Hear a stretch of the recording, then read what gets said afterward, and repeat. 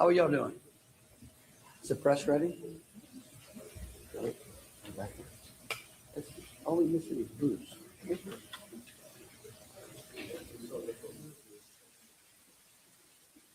You'll come stand next to him, Joe?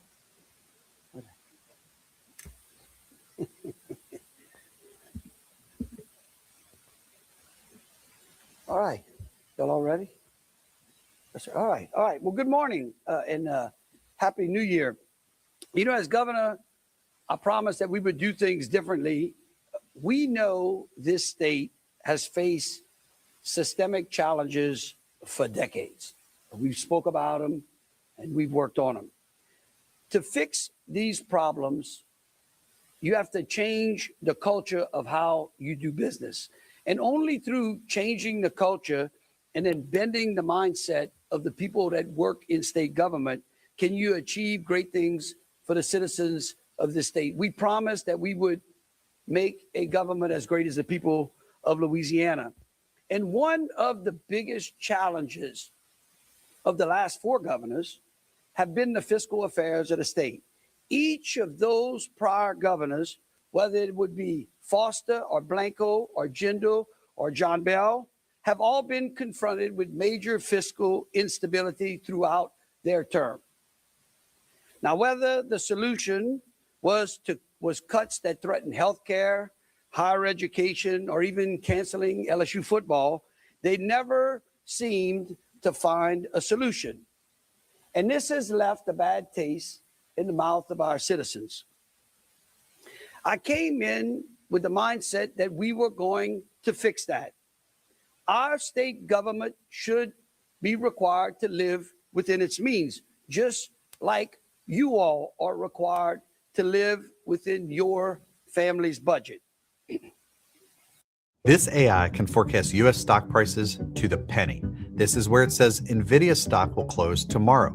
You can view this forecast right now for free by clicking through and watching my full breakdown of what this AI is, how we spent $22 million across our firm's history to make this AI a reality, and how, thanks to the help of a former Air Force nuclear missile coder, this financial AI can forecast the future price of NVIDIA plus 2,300 U.S. stocks days in advance. Hello, my name is Keith Kaplan, and I'm here to share a new way that you could use AI to help your portfolio over the next year. It has to do with a tech known as time series AI. This special AI is already being used in places like hospitals to save dozens of lives each year by predicting problems before they happen. This form of AI is a big reason why tech insiders say AI is going to save the world. Whatever you personally think about AI, the fact is my firm and I have taken this core AI tech that is saving lives and we fed it millions of stock market data points, and now it's learned to forecast U.S. stock prices with incredible results. Today, I want to let you try it out yourself, completely free of charge, so you can see what I'm talking about. You don't need to pay anything. You won't need to enter a credit card, and you won't have to give us your email to try it out. You can just try this AI yourself and see if it works with your own eyes. To learn more about this AI, to see its next big projection about NVIDIA's stock price, and to get started right now for free, just click the button that you see on your screen.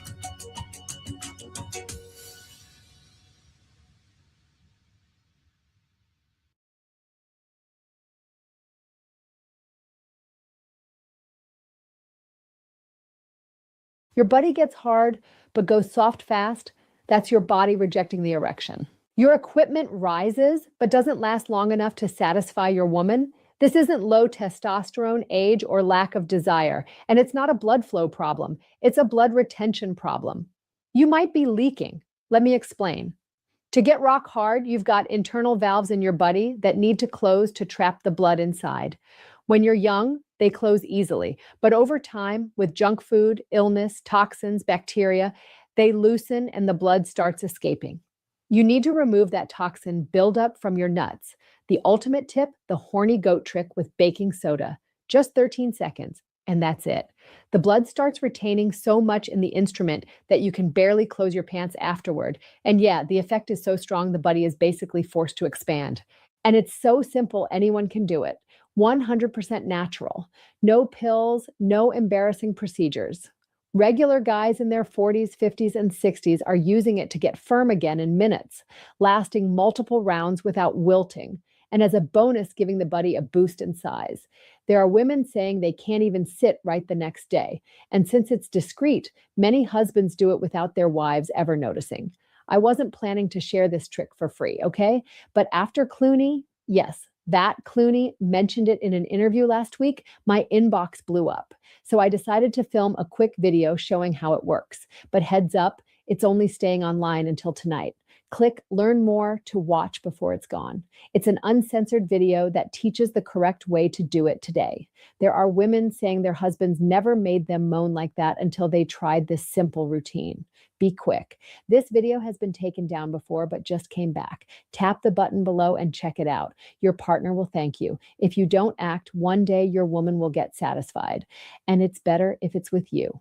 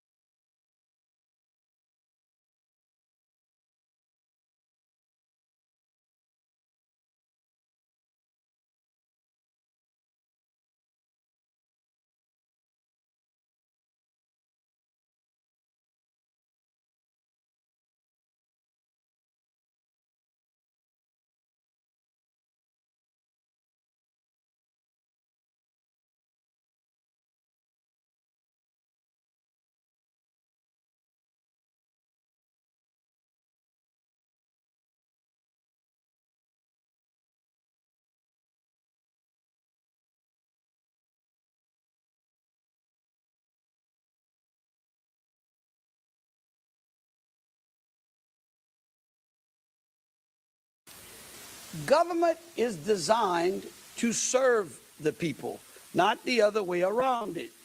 The money that we spend in this capital belongs to you. So we have a fiduciary duty to protect the people's hard-earned money. Now, I was not always in elected office. I've been a regular citizen as well, someone who has both earned a paycheck and signed a paycheck.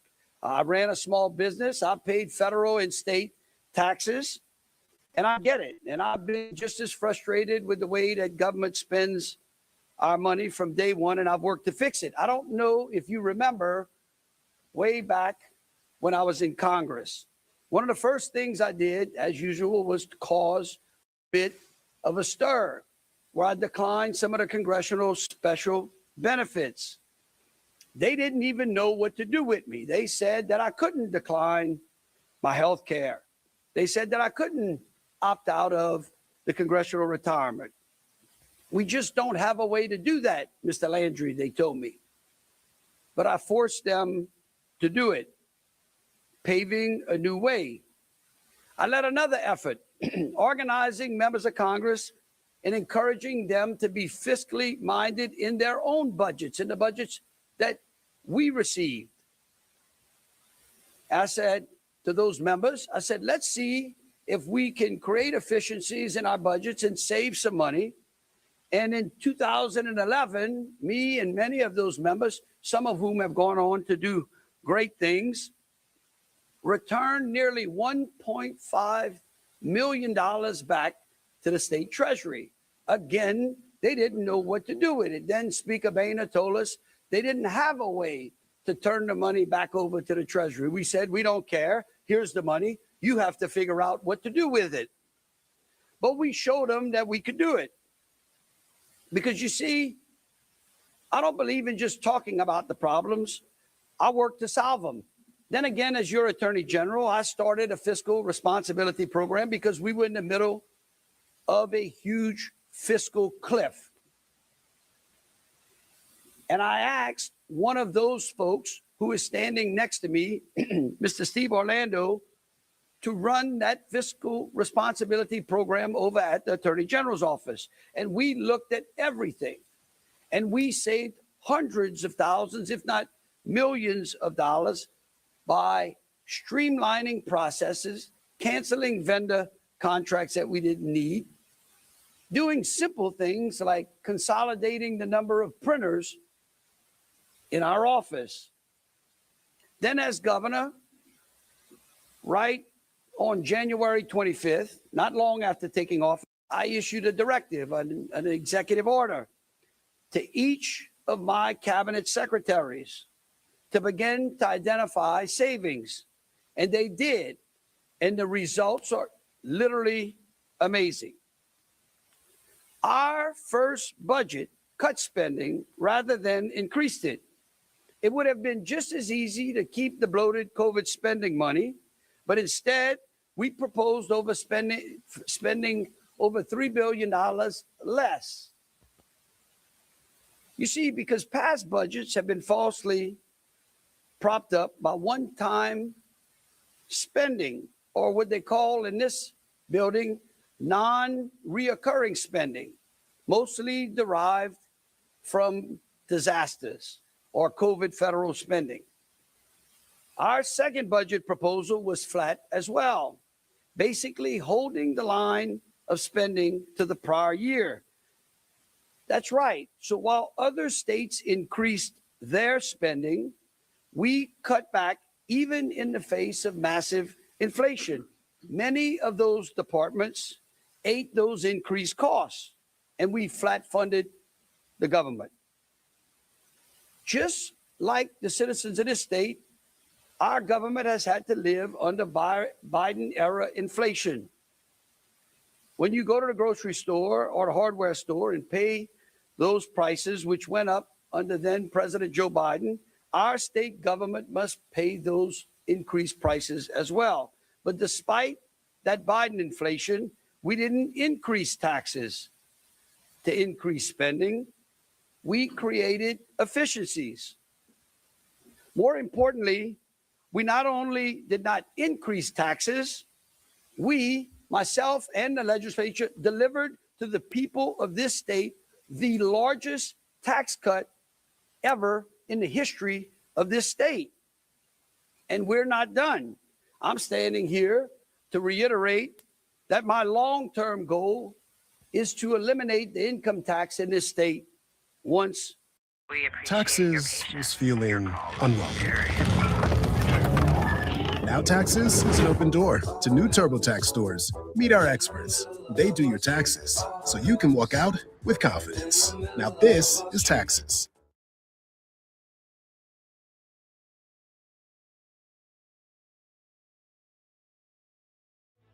Hello, my name is Adam Ferrari, and I'm the CEO of Phoenix Energy. I look forward to you joining us at our next webinar where you can drill deeper into our bond offering. We currently offer 2 investment opportunities, a private placement bond offering for accredited investors with target annual interest rates between 9 and 13%. Also, we offer a registered bond offering open to both accredited and non-accredited investors with rates ranging from 9 to 12%. Our daily production rates have risen as high as 39,000 barrels of oil per day. We've sold more than 10 million barrels, and we're just getting started. Sign up for the webinar and start your journey with Phoenix Energy today.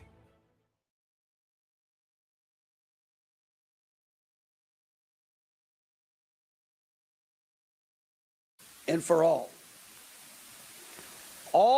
and we can eliminate it all while doing the great things that we've been doing, like fighting crime, building on some of the best educational wins and improvements in the nation, and continuing to attract world-class companies that are driving massive economic development and job opportunities that we're seeing in this state. And yes, we can continue to fix our roads and our bridges and improve government. And I believe we can still do it and cut taxes. Why? Because we've done it and we're doing that and we'll continue to do it. Today is part of an overall effort about doing those things differently. Building a government as good as our people, as I said earlier, not just making things better in Louisiana, but making them great. That's why we created a fiscal responsibility program at the end of 2004. And today I'm here to also announce those findings. Our goal, our effort was to look at all of the cabinet departments and then narrow in on areas where we could do things better, where we could seek efficiencies and find savings. So today, I'm also announcing to the people of Louisiana that we have found hundreds of millions of dollars in savings within Louisiana state government. These include savings for both the federal taxpayer within the federal government programs that we administer here at the state level, that also create savings on the state side as well, and also tens of millions of dollars in actual state taxpayer dollars inside of the state budget. This has been an unbelievably tremendous effort involving many, many people across the entire state government, including the help and assistance of even the legislative auditor, Mike Wagasback, who's here today. We work together as a team from the legislature to the governor's office, and then all of our cabinet secretaries. They did an unbelievable job. They responded. We set a course, and they said, let's go. Lower and flat budgets despite the Biden inflation, tax cuts and not tax increases, with a continued drive towards helping us eliminate the income tax. The savings and efficiencies in state government with better services and hundreds of millions of dollars of savings in our federal programs as well. This is the dawn of a new state government, and we're not done yet. With that, I would like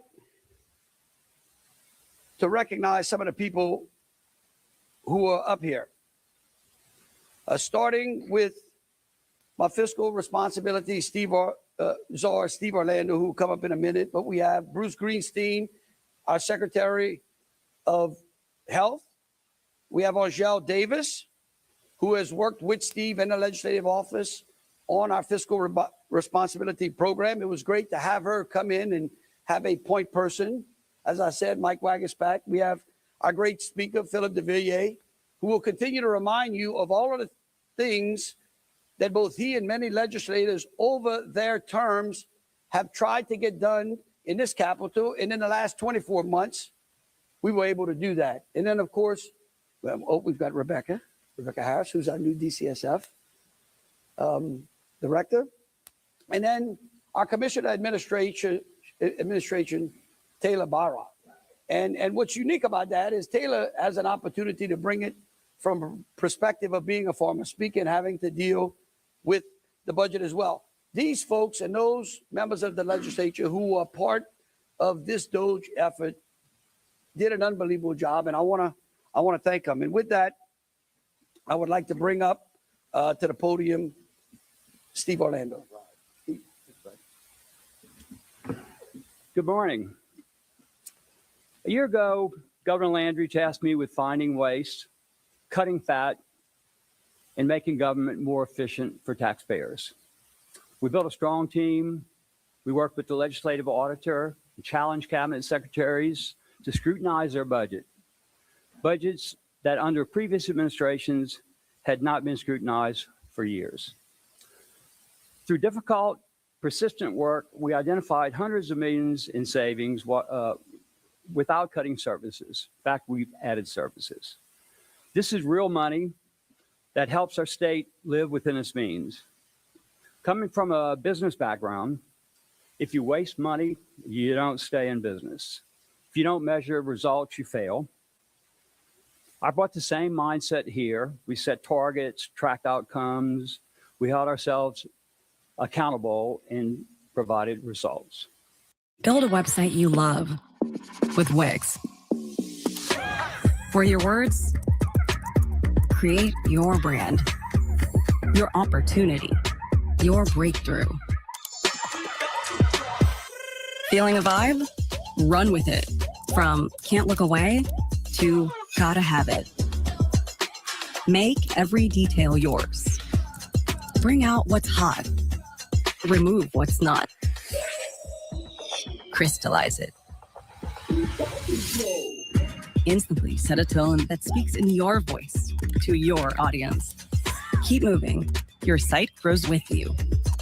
Add solutions that meet you where you are and take you where you want to go. Smooth to make, easy to love. Thinking about your next big move? Realtor.com's housing forecast has you covered. Our forecast gives expert insights on 2026 home prices, rent, rates, and more. Get the full report at Realtor.com/housing forecast. This success is only because of the leadership of Governor Landry and people like Philip de Villiers, our speaker.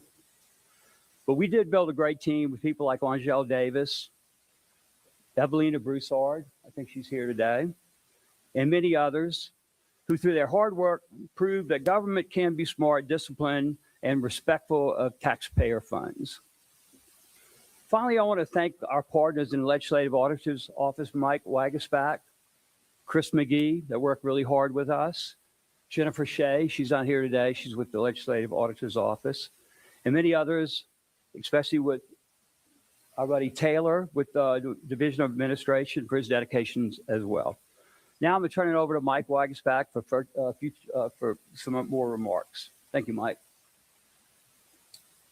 Thank you, Steve. It's my pleasure to be here. This is a shining moment for the Auditor's Office. I can't thank my team of trusted advisors enough. Chris, who's head of our data analytics. This project would not have been achieved without the severe work that data analytics compiled. It's an amazing team of trusted advisors, and we're here. I mean, we're all on the same side, and I can't thank the leadership, Speaker de Villiers and President Cameron Henry, for allowing us to partner and do this project on behalf of the DOGE effort. It's been a long time coming that finally we have a governor that's dusting off these audit reports. We're freshening up the numbers, and they're implementing. He's holding his cabinet accountable to implement these changes, to address the findings and push forward those recommendations. This is real significant dollars. Too many times I've been in meetings in this building where we're making recommendations and we're pushing back either legislatively or whatnot. And I hear this common thing. Well, auditor, why are you so concerned about federal dollars? It's federal money. Why do you care how it's spent? Well, when I write that check on April 15th, I can tell you I wish the federal government spent a lot less money. So I think all of us here are taxpayers, and this is taxpayer money, whether it's federal or state. We need to run government like a business and being as efficient as we can. So I can't thank the governor enough to really push this effort forward. I hope it's here to stay because this will always be a work in progress for our office. Again, we just appreciate the fact that somebody's picking up our reports and saying, you know what, this is a good idea. Let's see what we can do to implement this change and finding and ultimately result in efficiencies and taxpayer savings. So can't thank you enough, Governor. Angel? Thank you so much. So the governor challenged the Fiscal Responsibility Office to continue his commitment to the people, which he began in U.S. Congress as Attorney General, and he has continued as governor. And that challenge was to eliminate wasteful spending, improve government services and government efficiency, and modernize government. Over the last year, we have partnered closely with legislative leadership, the speakers here, and we have partnered closely with the Louisiana Legislative Auditor and his team. Chris and I have become work colleagues. We have partnered with the Commissioner of Administration and his team, but most importantly, we have partnered with the cabinet, and they have made amazing changes to the efficiency of state government, to reduce spending, and to modernize state government. And we couldn't have done it without this collaborative partnership. It's been amazing. As a result of working with our partners and the governor's cabinet, we will achieve almost $1 billion in annual cost savings and efficiencies. That's savings across only 17 departments. That's just the governor's cabinet. We have done so without any reduction in services. This long overdue effort benefits state taxpayers and, as the governor said, federal taxpayers, because we are both, most of us in this room, and allows us to have a more efficient government focused on the services to the citizens. These efficiencies and savings allow the administration to deal with needed improvements, the continued effects of inflation, a continued push towards economic growth, and continued the largest tax cut in state history. Key components of federal savings included improving Medicaid eligibility checks. Secretary Greenstein's going to talk a little bit more about that. But I mean, just think about it. If you're deceased, incarcerated, no longer eligible for Medicaid, if you no longer live in the state, you shouldn't be on the Medicaid rolls. This is a perfect example of a legislative auditor's report that we took off the shelf. We brought forth, we worked with our cabinet, we worked with the secretary and his team, and we implemented those changes, creating hundreds of millions of dollars in savings from just the Medicaid program. These other additional efficiencies in the federal arena included SNAP eligibility. And that's another program that Secretary is going to talk a little bit more about. But it's just looking at eligibility. So we work very closely with OMB. Thank you, our partner back there. We work very closely with SAVE on citizenship. And this has allowed Louisiana to unenrolled, ineligible SNAP participants. The governor's also challenged us to find ways to improve services at no additional cost. And we have done so. And a very good example of this, and our Secretary Harris is going to talk about it in a few minutes, is taking workers from desk jobs and putting them on the front line to help benefit our children who are in the care of the state. And the Secretary is going to talk. It's an amazing, amazing improvement in services to our citizens. Through this unprecedented partnership with the legislative leadership, with the legislative auditor, the Commissioner of Administration, and with the governor's cabinet, we have achieved not only significant cost savings with no reduction in services, but also a fundamental shift and how we provide citizens with improved government services. Our work has just begun.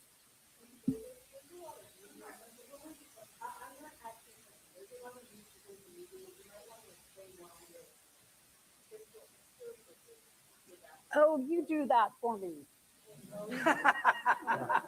Come on, you know my background. Yeah.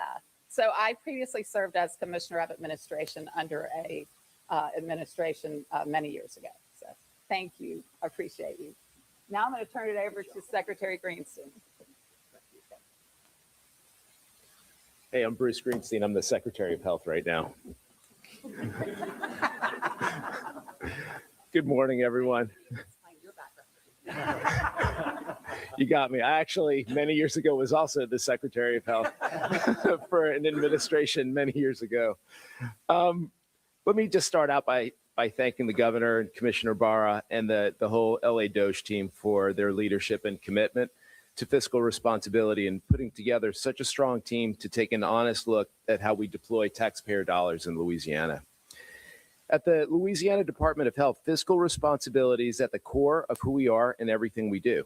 We manage public dollars wisely, we strengthen trust, protect programs, and that ensures that help will be there for people that truly need it.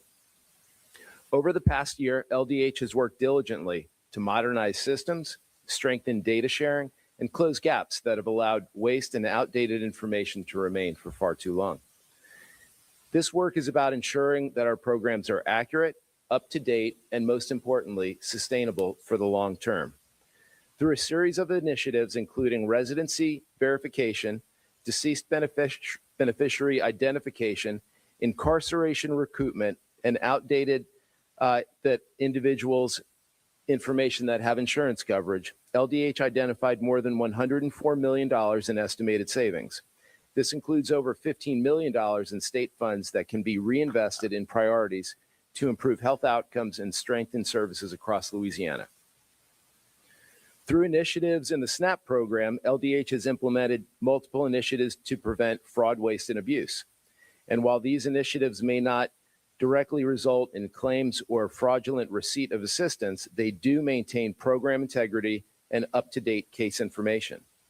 These efforts include temporary pay initiatives aimed at reducing the payment error rate across SNAP, adding Equifax feeds to provide real-time income and household information, collaboration between Medicaid and SNAP eligibility workers, initial planning for one-door Medicaid and SNAP eligibility integration, and initial planning for one-door single eligibility system with a unified Medicaid and SNAP call center. While SNAP is federally funded, cost savings to date from these case closures are over $2 million. These initiatives will further strengthen program integrity while preserving access for those that truly need it. At the end of the day, fiscal responsibility is more than savings. It's about sustainability. It's about Louisiana's healthcare system remaining strong, accountable, and worthy of the public's trust. We want Louisiana to thrive, and we believe that when we pair compassion with accountability, and it can deliver better results for everyone. And as everyone's been talking, I've been thinking about what's the analogy. And it's, since we're the Department of Health, it's like going for your annual physical. You go to the doctor's office, you think you've done a great job and you're running your body and your health very well. But when the results come back, it usually says you still can do more. You can try harder and you can do better. And this past year, this experience has been a little bit like going to the doctor's office, quite a bit of scrutiny, but it has bore very positive results for the department, for the people of Louisiana, and the people that we serve. And I'm very proud to be a part of it. Thank you. Now, my good friend and colleague, Rebecca Harris. Good morning. Rebecca Harris, Secretary for the Department of Children and Family Services. Again, I thank the governor and the LaDoge team for their leadership and their support and efforts for our department. I will say when we started, there was a little skepticism from others about whether or not you could talk about child welfare and government efficiency in the same conversation. And we're very happy to stand here today and tell you that you absolutely can. And when you do, With intention, the result is not fewer services, but it's better services for the children and families that we serve. Families are served more reliably, and public dollars are used more responsibly. Our focus with LaDoge has been simple. When someone reaches out because a child may be in danger, the system must respond with clarity, professionalism, and care. That means being present when families need us and not just during traditional business hours. We implemented a second shift in Child Protective Services staffed by more than 50 newly hired and trained investigators that ensured coverage into the weekends, evenings, and holidays. So during the long holiday that we just had, the shift ensured that reports were assessed and that safety decisions were made for children without delay. It also means giving our workforce the ability to do their jobs well and in sufficient numbers. By adding our staff back to the front lines where we come into contact with children and families, we were able to reduce the average caseloads by 17%. That translates to more meaningful engagement with families and better informed decisions for children. At the front door of our system, we improved access. The average speed to answer at the child abuse hotline has dropped by 81%. When a mandated reporter, a neighbor, or a concerned relative calls us, they reach someone who is trained, who is ready to listen, and who can act. Behind the scenes, we aligned our hiring and training so that new staff move directly into learning and practice. Training time has been reduced by 1/3. That allows us to strengthen capacity while eliminating waste and delay. This is what efficiency looks like in child welfare.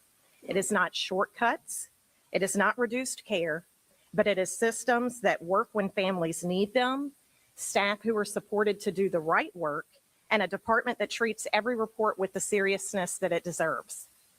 We have more work to do at DCFS, and we will keep moving forward.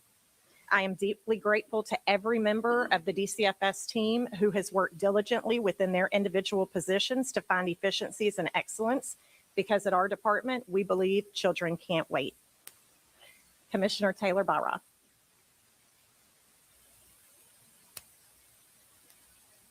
Thank you, Secretary Harris. And to these two departments that you heard from today, both LDH and Children and Family Services, I'll give you a snapshot of what their days look like. I think you kind of have an idea what that looks like. Through this process, which was not an extended period of time, I will compliment all of our secretaries, because if it was not the team at the legislative auditor or not anyone from the division, they were still delivering services in very busy departments. These are two of our biggest, and still accomplishing the evaluation we were asking them to do on efficiency. Congratulations to these two. They did some remarkable work. I'll single out OMV.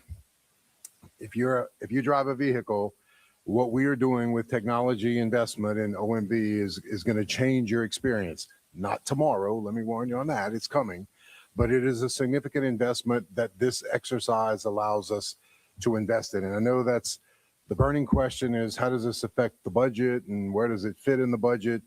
And I will tell you this, when we arrived in 24, as the governor mentioned, record inflation. We got here on January 9th, and I had to present a budget on January 20th. So when he said we're going to do a standstill budget, I said thank you, because in 2 weeks I don't know anything else we can do. But we went through that budget, and with the compliments of his executive order that came shortly after, when we moved into the next year's budget, we went into it with a great deal of savings that we were able to present a second year of a standstill budget. And I will do a third year next Friday on a standstill budget as well. That's where you're starting to see the savings. What we were able to take out of the 25 budget as a part of the executive order carried into investments and some more investment that we were able to do in the 26 budget. We are going to reduce some items in the 27 budget as a result of this activity, and we will still be able to make the investments and keep our budget standstill. Without a layoff, without a cut in service. I think that is the part that the message should be widespread. And I appreciate the agencies for participating in that. One of the things I told my staff at the end of the day, I have the pleasure of sitting in with the treasurer every 6 to 8 months as our rating agencies want to talk about the financial health of Louisiana. We started that first one in 24. We've done several of them with the rating agencies. Since 24, if we don't think this message is getting heard, and this is the Wall Street guys grilling you with questions about the financial health of the state, 3 rating upgrades, if you will, that allow us to borrow money when we need to do roads and bridges and all those things we do in state government. Those rating agencies recognizing what we're doing in our financial health, some of our savings account balances higher than we've ever had, they're recognizing it. And those rating agency improvements allow our interest rates to go down when we do need to borrow money, which we do on a regular basis. Another part of savings that we don't get to explain to the public very often, but a significant one. And for all 3 agencies at some point in time to improve our ratings is huge. And that's where I don't think our agencies get enough credit for the work that they do. Congratulations to the team, Angel, Steve. Steve is a volunteer. I need to mention that. One person who is a dear family friend, Kay Fontenot, who was an integral part of this team, another volunteer. Thanks for a lot of her hard work. Talked to her at 9 o'clock at night many times. But to the team, I needed to reiterate where it shows up in the budget and where it shows up to the folks on Wall Street who do watch what we do every day. Thank you for that. Your body gets hard, but goes soft fast. That's your body rejecting the erection. Your equipment rises, but doesn't last long enough to satisfy your woman. This isn't low testosterone, age, or lack of desire. And it's not a blood flow problem. It's a blood retention problem. You might be leaking. Let me explain. To get rock hard, you've got internal valves in your body that need to close to trap the blood inside. When you're young, they close easily. But over time, with junk food, illness, toxins, bacteria, they loosen and the blood starts escaping. You need to remove that toxin buildup from your nuts. The ultimate tip, the horny goat trick with baking soda. Just 13 seconds, and that's it. The blood starts retaining so much in the instrument that you can barely close your pants afterward. And yeah, the effect is so strong the body is basically forced to expand. And it's so simple, anyone can do it. 100% natural. No pills, no embarrassing procedures. Regular guys in their 40s, 50s, and 60s are using it to get firm again in minutes, lasting multiple rounds without wilting, and as a bonus, giving the body a boost in size. There are women saying they can't even sit right the next day. And since it's discreet, many husbands do it without their wives ever noticing. I wasn't planning to share this trick for free, okay? But after Clooney, yes, that Clooney mentioned it in an interview last week, my inbox blew up. So I decided to film a quick video showing how it works. But heads up, it's only staying online until tonight. Click Learn More to watch before it's gone. It's an uncensored video that teaches the correct way to do it today. There are women saying their husbands never made them moan like that until they tried this simple routine. Be quick. This video has been taken down before, but just came back. Tap the button below and check it out. Your partner will thank you. If you don't act, one day your woman will get satisfied. And it's better if it's with you.